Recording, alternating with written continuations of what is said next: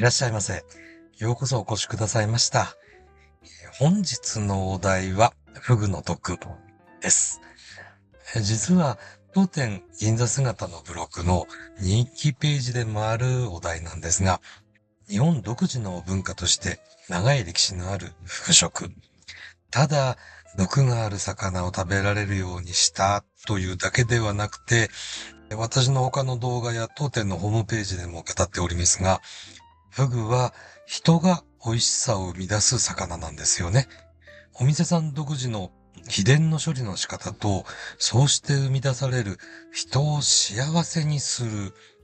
他に例のない美味しさ、何にも、他のどんな魚にも似てない味。こんなに難しくて、こんなに魅力的な食材は、他に例を見ないんじゃないかなと私は思っております。間違いなく和食の頂点にある食材の一つだと存じます。美味しいだけでなく、栄養価もね、低カロリーですし、コラーゲン豊富、もうタンパク質の宝庫みたいな、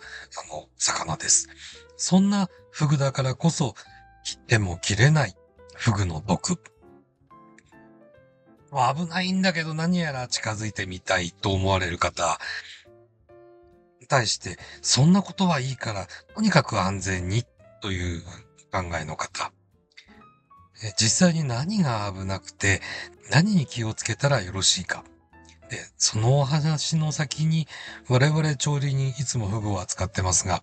何を守っているのか。そんなお話をさせていただきたいと存じます。それでですね、あの、こんなお話を考えながらですね、今現在私、産地様訪問でですね、高速道路を愛知県に向かって出張中でございます。このお題を構成しているうちにですね、一つ気がつきまして、とにかく私は、安全で美味しいという調理の仕方を、この年になるまでに極めきったような、そんな一職人ですから、私のおしゃべりがね、喋りすぎて、なんかシリアスになったような、そんな風な感じになってもいけないなと。かといって、私が喋ってるので、私に関係のある何かの動画が流れていたらいいのかなと、ちょっと悩んでたんですが、これ昼間の高速道路の動画なので、ヤワとも関係ないんですけれども、産地巡りの風景を一緒に背景に織り交ぜさせていただきました。このお話、お休み前に聞いても平気だとおっしゃる、勇気のある方はですね、やわですし、どうぞ目覚まし時計をセットしてお聞きくださいませ。また概要欄にですね、このお話の参照先を書いておきました。前回の夏フグのお話よりは、多少きちんと覚えていないとまずいかなと、話題も話題ですので、そう思われた方もいらっしゃるかもしれません。そんな時はぜひご覧になっていただけるとよろしいかと存じます。元のお話はですね、私が書きました、当店銀座姿のホームページの実は人気記事になっているお話でございます。東京都のフグ調理師試験の試験官もした私がですね、とっても真面目に書かせていただいた結構専門的なお話だったのですが、ヤワに合わせてですね、少々柔らかくさせていただきました。しかし、どうしてお話がフグの毒のお話になると、はしゃぐようにお話しされる方がいらっしゃるんでしょうかね。落語でもですね、地獄バッケイっていう、これ NHK の朝ドラのチリとテチンという、それで私も知ったんですが、あれは上方の落語でですね、地獄の入り口という、地獄に入んなきゃいけないんですが、そこの入るためにみんなで死ぬんです。みんなでフグ食べて死ぬっていうシーンがございまして、フグのお話、フグの特に食べちゃいけない部分のお話というのは、下手な階段よりも余計におかしい時がある。フグは食いたし、命は惜しし。フグに当たったという方が実際にいらっしゃるのにですね、とっても不謹慎ながら怪しい魅力のある話題なんですね。かといってですね、あまりフグを勝手に調理されて、リアルな時刻化けを見に行く方が増えてきてしまうとですね、何十年も安全に美味しく調理しております。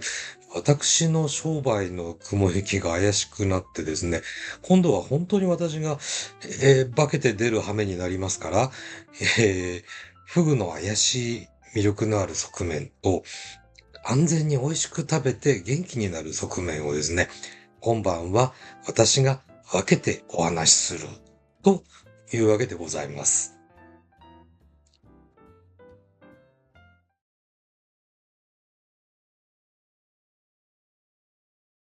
この動画は当店銀座姿の店内でオーナーである私が天然トラフグをさばいている時のものです。フグの大きさ1.8キロ。立派なトラフグです。先代である私の親父が50年も前のお話なんですが、なんでも富山の薬売りの方が、このフグの肝を買い取らせてほしいというふうに、飛び込みで尋ねていらしたことがあるんだ、というふうに申しておりました。なんでも、神経痛の薬にするんだとか、そういうことだったように思うんですが、確か、譲って渡してはいなかったような気がします。本題に入ります前に少々結論を先急ぎさせていただきますと、このフグをさばいている動画を公表できるというお店様、今や東京ではね、かなり少数派になりつつあります。なぜかというような、そんなお話も今日は混ぜながら、まず、フグの毒の特性についてのお話からお話しさせてください。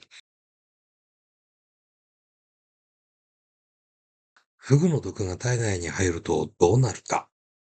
フグの毒は神経毒で、最終的に全身の機能が麻痺します。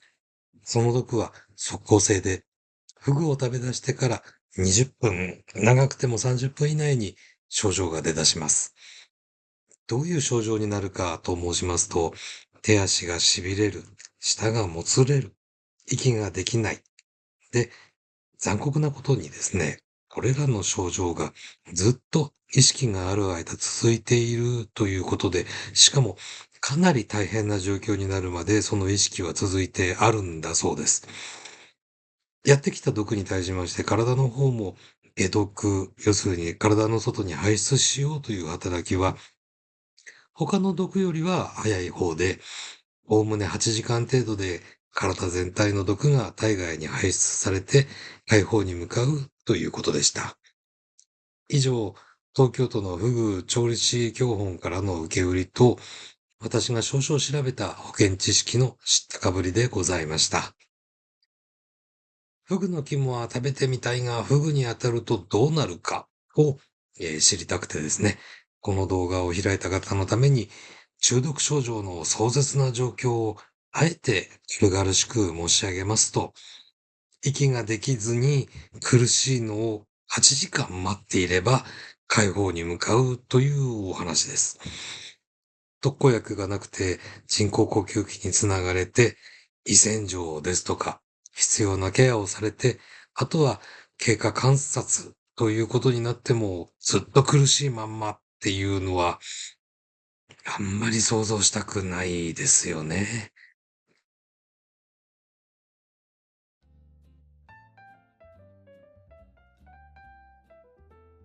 ところで、どこからかよく伺ってくるお声なんですが、フグって猛毒なことは知ってるんだけども、なんか大丈夫かもしれないという、ね。もうご存知の方も多くなりましたが、フグの毒、名前をテトロドトキシンと申します。生成された毒はですね、生産回の700倍という、生物毒でも有数の猛毒でございます。かと申しましてですね、どうしてまたこんな猛毒を持った食材を日本人はこんなにも美味しいお料理にしてしまったんでしょうかね。私が見た海外のサイトでですね、こんな題名がついてたんですが、猛毒のフグを日夜食べている日本人の心に武士道の精神を見た。という表現がございました。ここまで大げさに持ち上げていただくとね、大変嬉しくてですね、何をお話しされたのかちょっとよくわかんなかったんですが、まあ、某海外の男性でですね、フグを出すんだと、フグの料理だと知らずに、当店を訪れたお客様が私におっしゃった会話なんですが、お前はフグをさばき出してから何年経つんだというふうに、もう私に指差しながら出し抜けにおっしゃったので、私もちょっと、と思いながら、30年ですというふうに、片言の英語で答えると、彼は、その中で今まで何回失敗したんだお前はというふうにおっしゃる。失敗っていうと、ね、フェイルとかそういう意味におっしゃり方だったんですが、フグだったから、中毒を出したという回数なのかなと思いまして、後ほど説明しますが、当時、東京のフグ免許っていうのは一回でも中毒を出したら二度と取れない免許だったんですがね、一回もないです。というふうに私申しました。そうしましたら彼すかさずですね、ほら、30年で一度もないんだろう、今度の調理で失敗する可能性が30年分溜まってるっていうわけだって、鬼の首を取ったようなことをおっしゃられまして、聞かされた瞬間、ですね、日本人だったら、なんとかあるんですが、海外の方ですね、仕方がない、食べたくないんだなとか、それは私も分かったんですが、ところで、分かった私なんですが、どう理解してあげようかな、彼のことを、ちょっと悩みまして。フグと知らずに連れてこられた人が怖くっておっしゃったんだから、ねってこういうふうにするか、それとも、あの国は何でも確率の国だからっていうふうなね、どっちにしようかな。どっちでもいいんですけども、私自身の気持ちの持ちようです。いきなりね、思ってもみなかったこと言われるとね、人間結構回り道で考えてるもんなんですね。そのお客様、その後、どうなったかというふうな話を申し上げて、この話、ちゃんちゃんなんですがね、そのお客様から、僕は最初の料理をきちんと味わってなかったんだと、一番最初に出てきた料理をもう一度作ってくれないかというふうに私におっしゃいまして、で、私もね、と思ってた気もちょっと抑えながら、最初の料理と申しますと頭巡らしまして、最初に出てきたのはフグ料理だった、フグ刺しだったんだなと、そう思いまして、いやね、何を最初におっしゃったからといっても、彼は素晴らしかったですよね。途中からでも勇気を出して食べていただいてよろしかった。映画のインディ・ジョーンズなどではですね、外国の得体の知れないお料理をね、最高のご馳走として出されるというシーンが出てきます。その、彼にとっては日本料理版だったのかなという思います。確かに我々は日本人ですから、フグは中毒を完全に予防のできる料理だというのを理解できていますけれども、海外からいらっしゃった方にはですね、フグ料理というのは、その辺がまだまだ国内、インディ・ジョーンズ的なご馳走のままなんでしょうね。さて、これがコラムだとこの辺で元のお話に戻ってくんですが、やわですし、もうちょっと脱線します。同じようにですね、当店にいらした海外の方のお話なんですが、日本でのお食事にね、特にフグ料理を召し上がるような海外の方というのはもう意気込みがもう全然違いまして、日本に来るんだからというふうに思ってらっしゃるのか、とにかくお箸の使い方がね、すんごいもう惚れ惚れするぐらい完璧に。ちょっと私お箸の使い方という本の監修もしたことがございまして、それちょっと弱気を置いときまして、そんな私でも惚れ惚れする、そのぐらい完璧にお箸の使い方をマスターなさって、当店でお食事をなされた、某お料理のシェフの方が3人いらっしゃったとかね。それから、かと思いきや、国という範囲じゃなく、もう、国が置いてある半島とかそういう範囲でもなく、もっともっと広い範囲の中で、いや、実は僕はその範囲、地域の中で多分初めてフグを食べた人間だと思います。で、そうおっしゃった大変暑い国からいらした青年の方もいらっしゃいました。またですね、これ一番強烈だったのかな。若いんですよ。どう見ても私よりもね、一回りは下、40代の、マッチョな男性にですね、あの、フグにチャレンジできたのがよっぽど嬉しかったらしくてですね、帰りに、一言言わせてくれと、おー、マイソンって言われま、マイソンって要するに息子よって言われたんですけど、あんまりマッチョな人にそう言われるとね、おっかないですね。そのままハグされたらちょっと私あばら骨がね、砕けそうだなとか思いまして、変な心配しました。まあそんな風に海外の方は、ものすごい思いをなさりながら召し上がっていらっしゃるようなんですが、方やですね、日本の方はと申せばですね、まあ酔っ払った勢いなんですが、僕東京湾で10キロのフグ釣ってね、自分でさばいて食べたんだよ、つって言われました。これは、あなたそれはちょっとねっていうね、あの、フグ調理師の私にちょっと勇ましすぎるようなキラーワードっていうんですか、今で言う。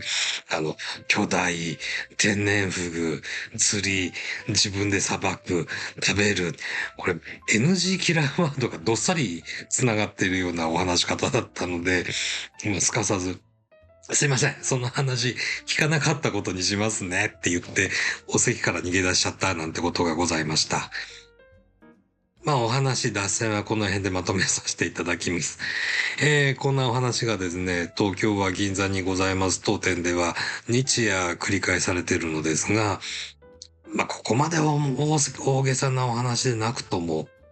おかげさまでフグの美味しさを完全に堪能できる。私たちの日本という国、先人の努力には全く頭が下がります。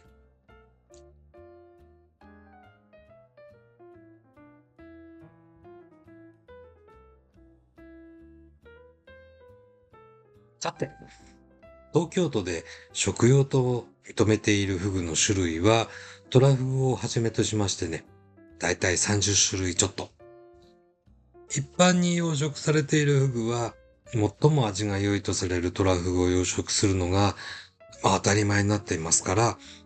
現在養殖で流通しているフグは、ほぼ100%トラフグです。フグと呼ばれる魚には、一般的には知られていることとしまして、肝臓と卵巣に毒があると言われてるんですが、またこれもね、フグの種類が違うと皮に毒があったり、また逆に完全に無毒だったりします。また、海域によってもね、ナシフグなんていうフグがいまして、ここそこで取れたナシフグはダメだよみたいな、そんな条件がついてたりするフグもあるので、これを海域によっても毒がある場合、ない場合っていう風な、そんな言い方するんですけどね。同じ種類のフグでも毒があったり、なかったりするわけです。フグの取り扱いで何に一番気をつけたいのか。先に書いたことと重なりますが、素人の方にフグで最も気をつけていただきたいことは、除毒の技術よりも実はむしろ判別というね、これ何フグかっていう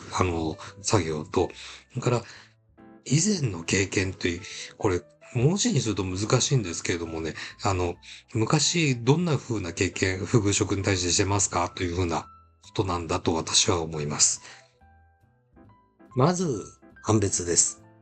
鑑別とも言います。何度か海で遊んだり、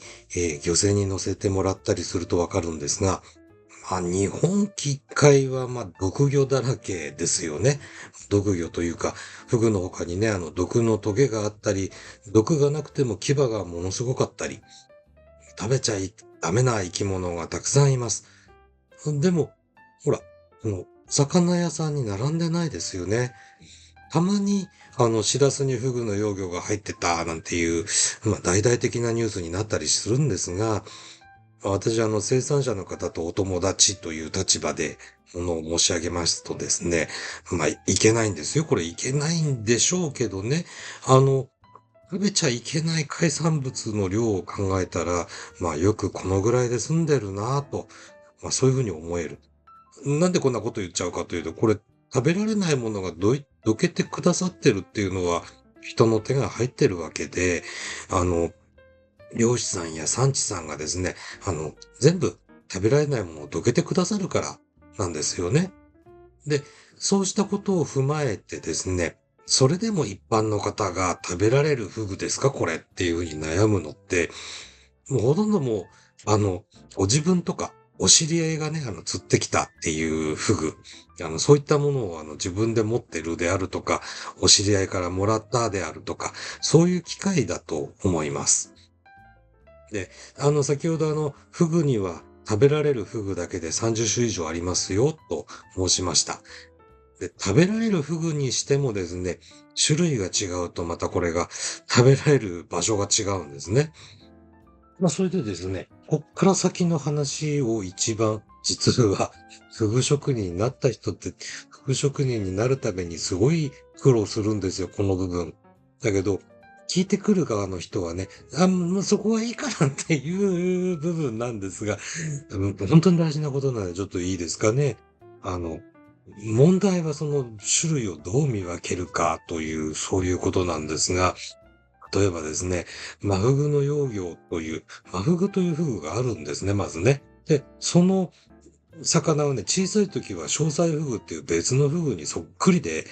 大変紛らわしいんです。で、紛らわしいといえばですね、クサフグっていうフグ、これグリーンで、釣りなさる方は、この時期必ずかかってくるフグですから、愛嬌があって可愛いフグで、うん。ただ、これ、死んで、それで時間が経ってくると、グリーンでなく、黒くなってきまして、で、トラフグにね、一見似てるんですよ。で、これ外見が似てるからといって、クサフグの皮をね、食べたりすると、クサフグ皮が猛毒なもんですから、えらいことになります。で、また、鑑別に関連したお話でちょっと違うんですけども、こうおっしゃった方がいらっしゃる。これ、川に毒がある魚だよね、フグだよねって言われて、はい、そうですって私答えて。で、そしたら、いや、だから、川に毒があるからね、僕、ヒレ酒だったら大丈夫だろうって言って飲んでるんだっておっしゃった方がいました。もう私はもう大慌てでお答えしましたけど、ヒレ酒はヒレ使いますよね。で、ヒレはまさか、骨だけで動いているヒレじゃなくて、骨の周りについてるのはあれ皮って言うんですよ。だから、あれは、ヒレ酒は絶対アウトなんです。だから、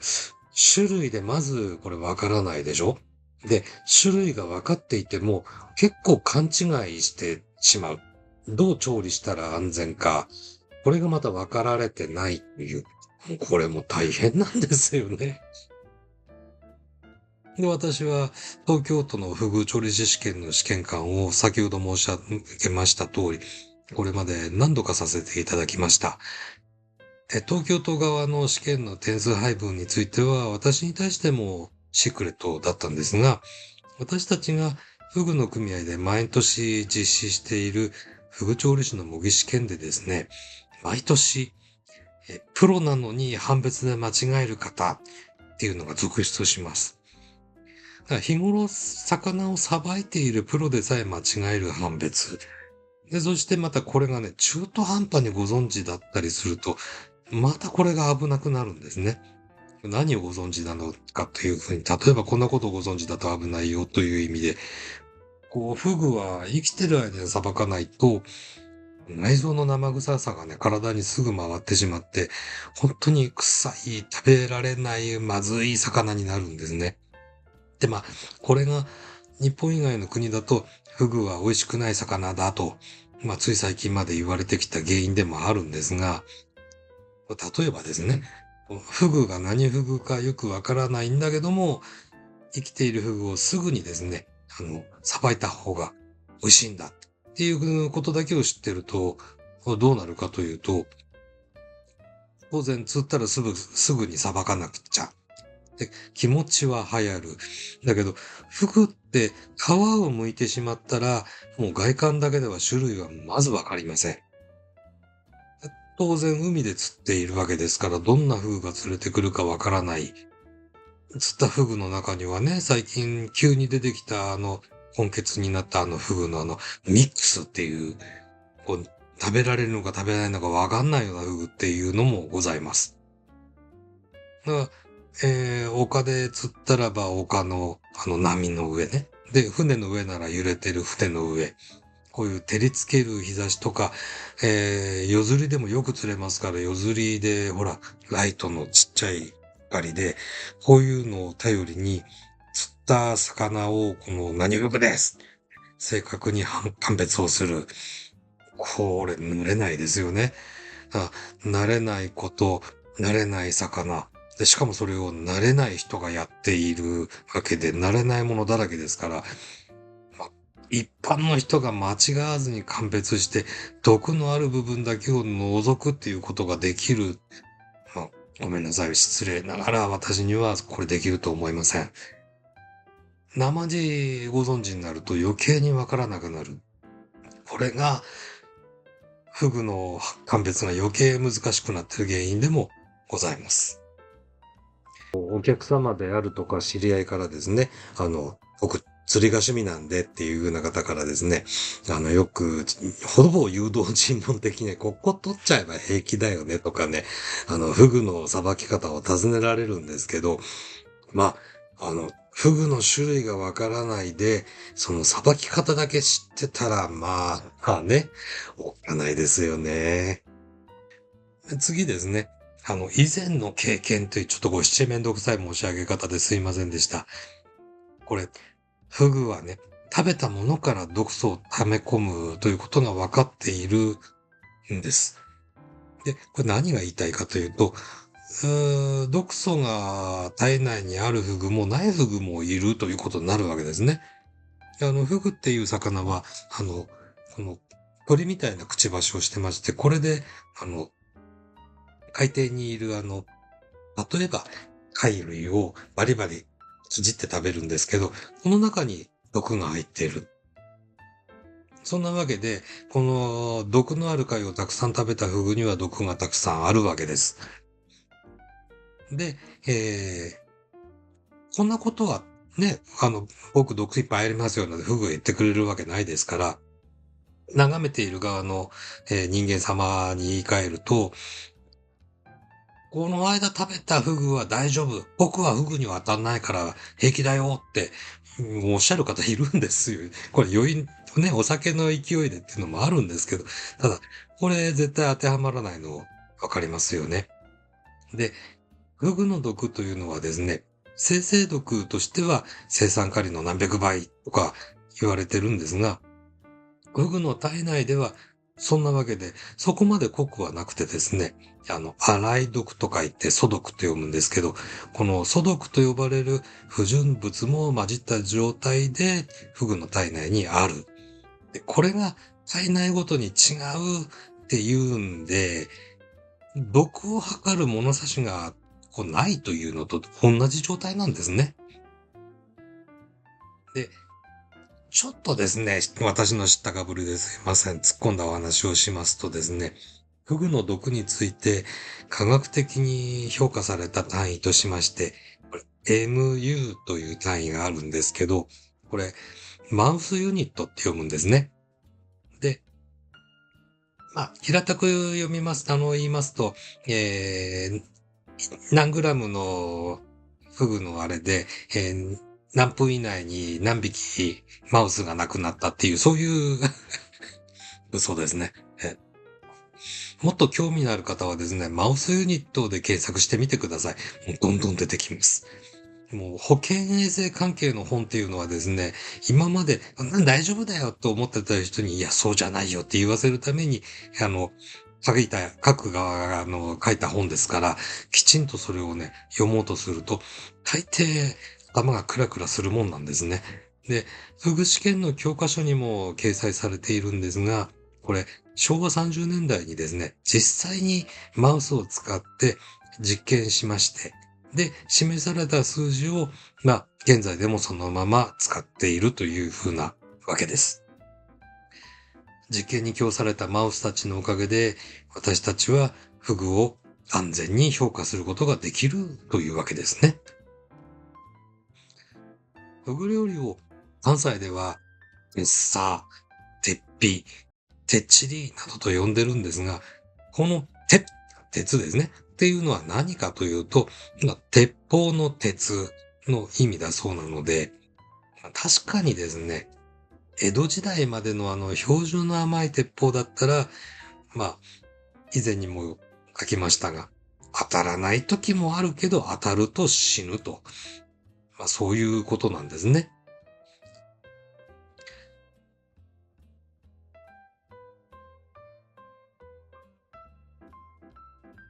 フグ食の定説とか迷信とかね、もうおっかない話どんどん行きましょうね。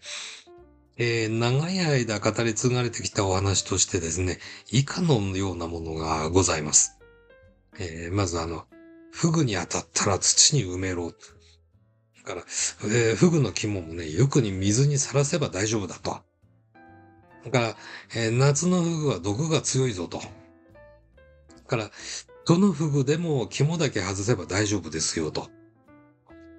で、最近言われるようになりました。養殖のトラフグには毒がありません。次々お話ししていくんですが、まずフグに当たったら土に埋めろと。これ、絶対やっちゃダメな対処法です。このお話なんですが、ただ、私ね、この先までね、伺ったことあるんですよ。ですね、フグに当たったら、海辺のね、波打ち際の砂にこの頭だけ出して、当たった人を埋めてあげなさいと。で、波が、満潮近くなってきて、やってくるでしょ。そうすると、やってきた波で体の毒を流し出してくれるんだと。そういうお話だったんですね。で、これ、真面目に考えるとすぐわかるんですけども、きっと大慌てで考えついた話をまことしやかに伝えてるんだと思うんですが、全く科学的な根拠もございませんし、確かに現在もフグの毒の特効薬はないんです。ないんですが、その前にですね、波が来たら、溺れますよね。後付けの冗談で言われてきたんじゃないかなと思うんです。次ですね。よく水にさらせば大丈夫という話。これはね、ある程度は頷ける部分があるんです。フグの毒というのは水によく溶ける水溶性の毒なんですね。ただし、どれだけ水にさらせば大丈夫かという、そういう科学的な根拠はありません。で、最初に申し上げた通り、このフグに毒があるなしっていうのは、ほぼ50分100分な話なので、どんだけあるかっていうの分かんないフグをどんだけ水で、とか、洗ったから平気になりましたっていうのも言えないわけなんですよ。で、こんなことばかり言ってると、なんかこうね、えー思春期の子供に対するお父さんみたいな言い方になってしまうので、科学的な根拠がないからで何でもダメなのかっていう、ね、こんな話ばっかしてると、やわとして成立、面白くないですから、どうして毒がなくて食べるようになってんのかわからないんだけども食べちゃってる、そういう食べ物もね、実はあるんです。これをちょっとご紹介しときましょうね。北陸の名産と言われて、私も食べましたしね。フグの卵巣のぬか漬けという、ものなんですが、たらこのような食感で、ぬか漬けなんです。美味しいですよ、結構。で、これのね、製法は秘伝ということなんですけども、東京都の条例で、こういうふうなものは食べてもいいというふうになってるんですが、そもそもぬか味噌に2年以上つけて、どうしてこの毒が抜けるのかっていうのがわからないんですね。こんなのが出てくるぐらいですから、フグはやめられませんね。絶対決して素人調理はなさらないでください。当然食べて良いものっていうのはね、産地とか製法に、一応のこの正し書きというのが付けられてますので、こちらを確認なさって、召し上がってください。夏のフグは毒が強いというお話。このお話はね、これまでお話してきた通りですね。もう、逆に江戸時代は夏にフグが食べられてたという記録もございます。季節を通して毒はですね、なくてゼロなとフグもいれば、あって致死量っていうフグだっているわけです。そもそもまだ科学的な根拠が見つかっていないお話ですね。次ですね。肝だけ外せば大丈夫というお話。これは絶対ダメです。草フグは皮が猛毒ですし、白子だって食べちゃダメっていう彼岸フグっていうフグだってあるわけですね。さあ次です。養殖のフグは毒がないというお話。毒があるっていう風に言われててもですね、肝食べてみたいって方が多い。まトラフグの肝をね、安全に食べようと思ったら、トラフグを肝まで安全に食べられるように育てるっていう、それが一番ゴールに近いんじゃないかなと私は思います。もう、早くね、安全で美味しいフグの養殖の仕方が、確立されるといいですね。今、これまでもですね、淡水で育てるですとか、毒のない餌だけにするですとか、もう、工夫とか成果っていうのはいろいろ伺っております。ただ、現在の流通ではですね、このフグの肝だけを別に流通させるっていう方法が、確立されてないというか、肝ね、濡れてますから、実質不可能に今のところ近いんですが、他の産地のね、除毒されてないフグの肝が一緒になってて、お客様の目の前に知らずに出されちゃう、有毒な肝を口にされては大変ですので、もうこれ、将来ね、流通に至るまで、技術革新をされるというのを待っていたいなと存じます。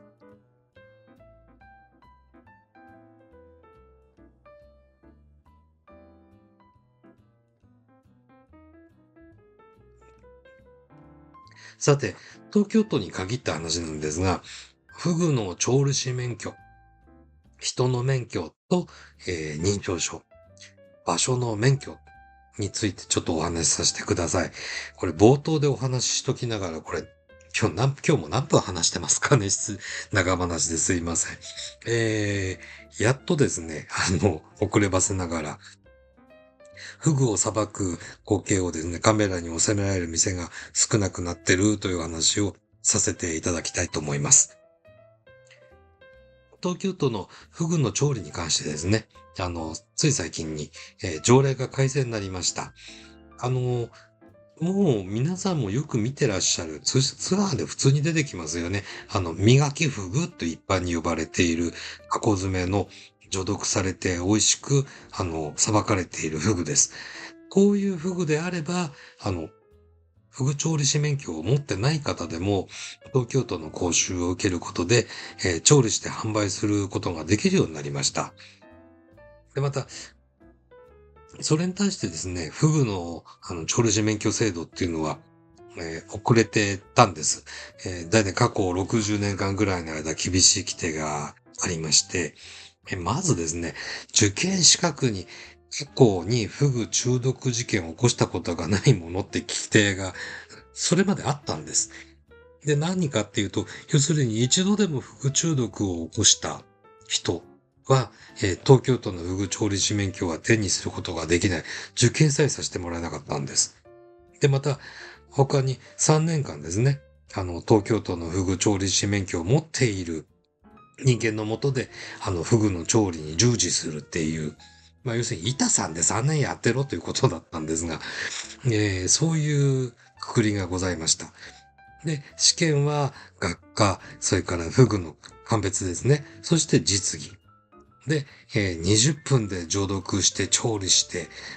フグ刺しもやったし、フグの皮もトゲがついてるのを取ったしっていう、そういう、ライトハードな内容だったんです。で、遅ればせながら令和5年度からですね、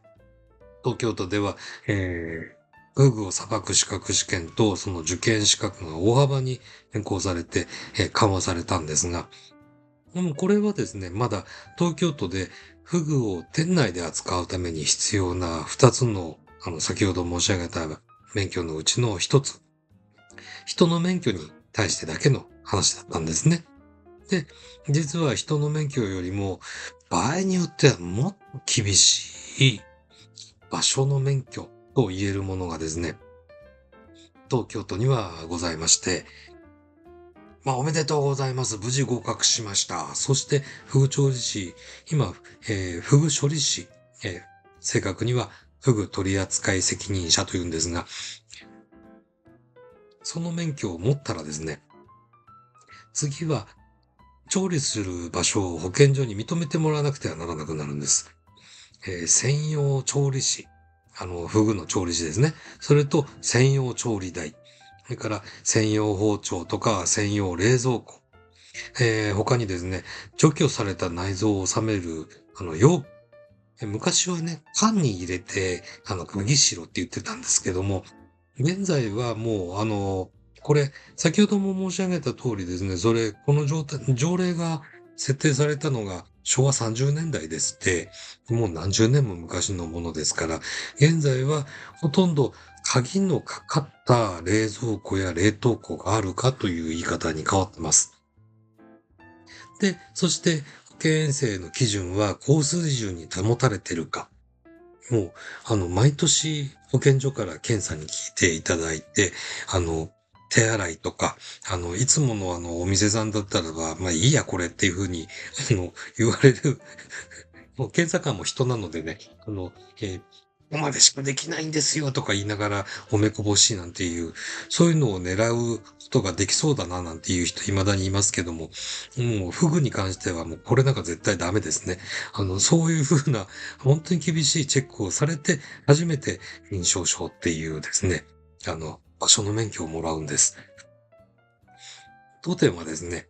フグをさばく調理師、そしてさばく施設としての認証証、この二つを受けたことで、写真のようにですね、これ動画ですけど、動画のように、生きたフグを店内でさばくことができるという、実は銀座でもですね、本当に少ない施設の一つとして運営を許されているという、そういう店舗でございます。で、晴れてね、これをさばくことができた上で、あの、そうなんですよ。美味しくフグをさばくというのと、フグを除毒するっていうのは、ノウハウがまた違ってたりするんですね。生きているフグの除毒をするだけとは全く別の技術。美味しくさばく。もうこれは当店だけのトップシークレットです。すごいですよね。こんだけ、もう、いっぱいございます。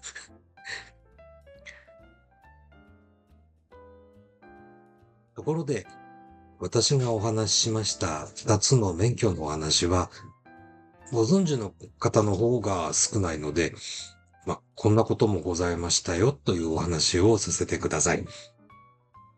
実はですね、これまでも何度か、東京のテレビ局の方からですね、スタジオで調理師がフグをさばきたいんですが、生きたフグを分けてくれないですかね、というご相談をですね、されたことがございます。ね、調理師ならばね、私も調理師なんですけど、出られないのかななんていう、お話を混ぜ返すのは、一応やめておきまして、えー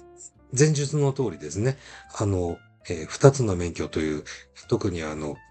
理解されてない認証書というのがありまして、ご本人が不遇免許証をお持ちでも、場所の免許である認証書がないと、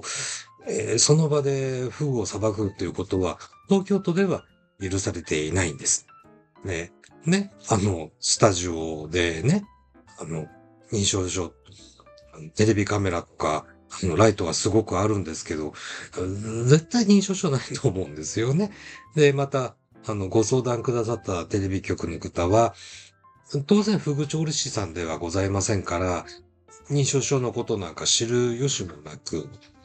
で、そこでご相談くださったテレビ局の方にですね、私がこのことを、丁重にご説明申し上げて、お断りするという羽目になるわけです。で、これね、毎回そうなんですけど、すごい大変なんですよね。テレビ局の方だとそうなるのかなわからないんですが、お電話かけてらした方もね、絶対上司命令でもらってこいっていうふうに言われてるの、確かわかるんですけど、でもね、その後が、まあ、まるでなんか80年代のお笑いみたいな言い方になるわけで、私にスタジオに一緒に行ってさばいてくれませんとか、ね、そこをとか、まあ言われますから、なんとかってね、同じ人間でも場所変わったら、免許できないから、さばけませんよって言ってるんですけど、あの、ここだけの話ですからとか言われる。いや、それ、ね、ここだけの話でオンエアされちゃったらね、笑えないですから。まあ、そんなこんなで、今でも東京では、スタジオでフグをさばく光景がオンエアされてないというわけでございます。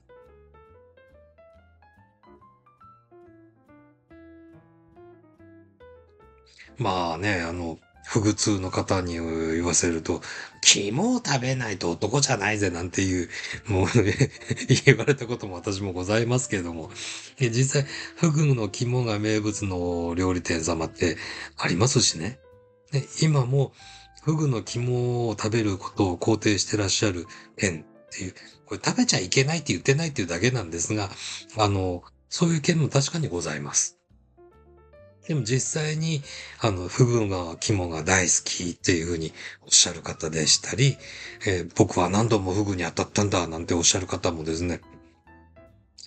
ご理解の上当店をご利用いただいております。まあ、そんなわけで、そこまで言っときながら、本当かお前っていうふうに言われるかもしれませんが、本当に私今まで一度もフグの肝をですね、お客様でいらっしゃるテーブルに供じたことはございませんです。まあ、私のスタンスですけど、フグを食べるかどうかで男をあげるのが決まるんでしたら、もう私はもう男にならないでもいいです。あの、男にならないでもよろしいですから、肝を除いても十分フグは美味しい魚です。まあそんなあたりで日頃お客様にご愛顧いただいておりますので、本日のお話もそんな風に思っていただいたらと願いまして、お開きにさせていただきたいと存じます。本日はご視聴ありがとうございました。